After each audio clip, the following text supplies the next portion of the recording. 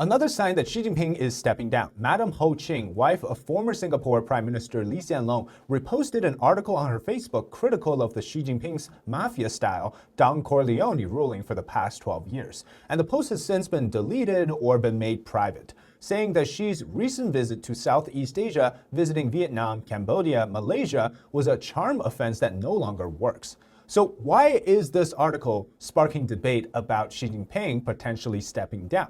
Sit back, relax, and let me explain. And by the way, if you're watching China Insider and not subscribed, make sure to click that subscribe button so you never miss deep dives like this one.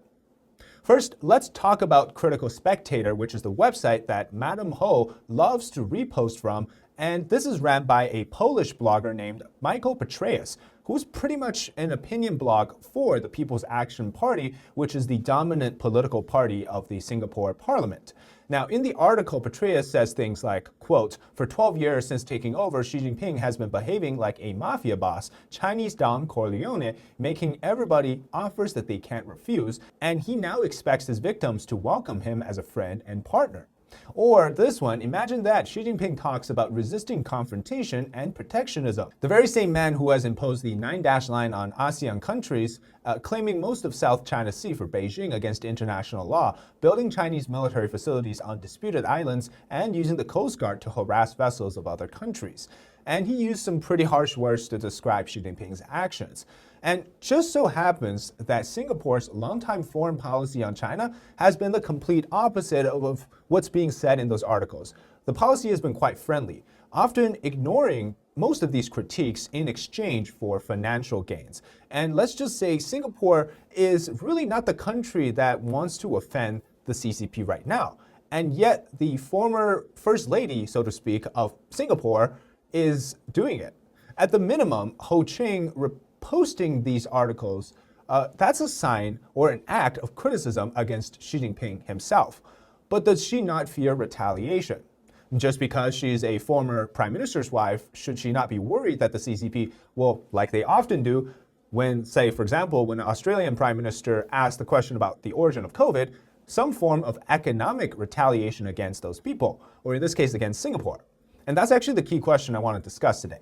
So Ho Ching, Madam Ho Ching wrote a post on Facebook herself just before this. She's actually way too active on Facebook for a person of her level of busyness.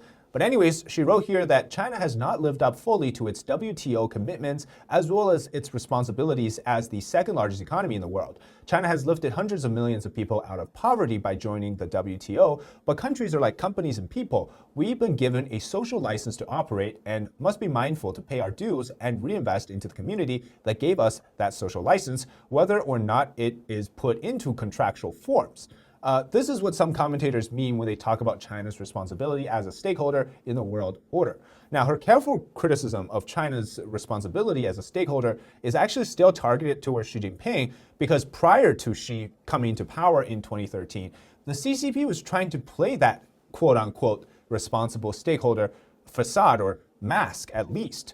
And she also was supporting the embattled Li Ka-shing, who is the Hong Kong billionaire tycoon, recently was targeted by the CCP over the Panama port deal with US firm BlackRock. And this happened on April 3rd. Li Ka-shing appeared on video cam call with Temasek Trust, who is headed by Ho Ching since 2022. Now, there seems to be some kind of bones to pick within the CCP when it comes to doing business and investment. At least that's what it appears on the surface. That Singapore may be fed up with China's aggressive economic tones. So when the time comes to choose US or China, that Singapore is going to choose the United States. Now, to understand the entire politics or the sphere of politics of Singapore, you really have to know that the Lee family of Singapore is effectively running the country and the politics. Just because former Prime Minister Lee Hsien Loong retired in 2021, it doesn't mean he isn't calling the shot. His successor, Lawrence Wong, who was a deputy of Lee prior, is now running the country, of course. But again, that doesn't mean he's the one who's calling the shot. And Ho Ching, being the wife of Lee and longtime CEO of Temasek, effectively means that her opinion matters. Now, I said Ho Ching is the longtime CEO of Temasek Holdings, which she served for as the CEO from 2004 to 2021, the same year that her husband, Prime Minister Lee Hsien Loong, retired. she was still that same day made the chairperson of Temasek Trust, which is a subsidiary of Temasek Holding. Now, Temasek is effectively Singapore's state-owned investment firm. And so her importance in all of this is just beyond the title of being the wife of the prime minister.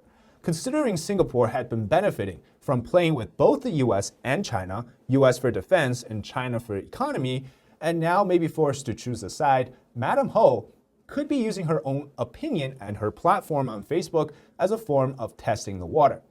But it still doesn't explain or quite understand, makes sense to me at least, on a political level of why she did this. Because again, this action goes against everything Singapore has done for the past few decades when it comes to China and the careful politics around China. So I think there's a deeper reason.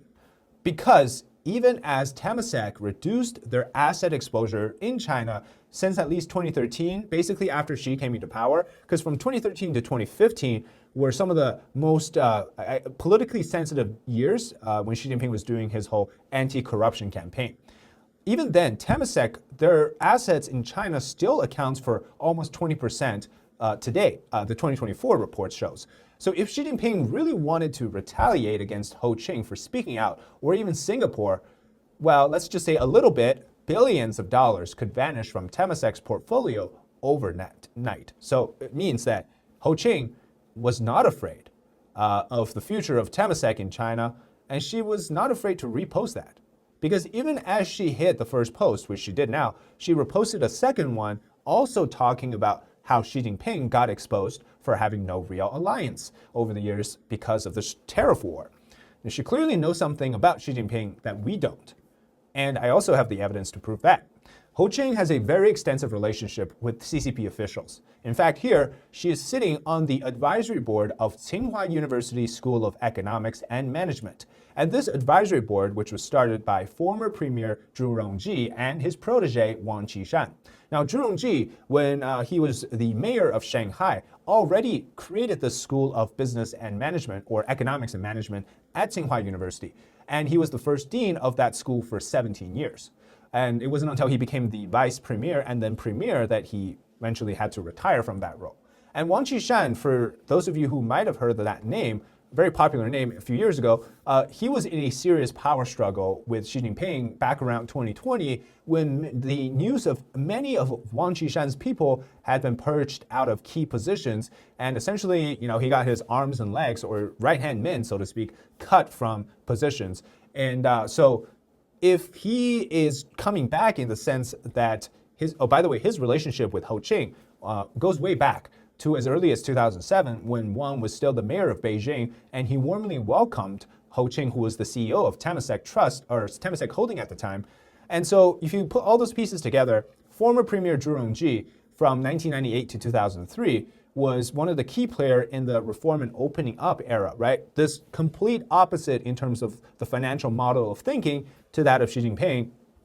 And he was in control of China's finance back then, with Wang Qishan, of course, a serious figure who knows finance as well, to Xi Jinping now cracking down on the entire finance industry. So you could imagine this largely attacked Zhu and Wang's power base.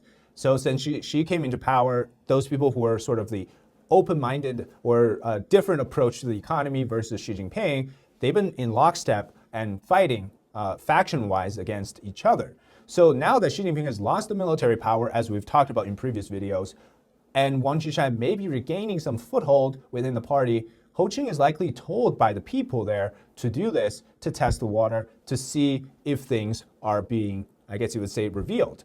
And so if we examine the criticisms of Xi in those articles, again, by the way, Critical Spectator, we could pretty much say it's a party voice of the People's Action Party.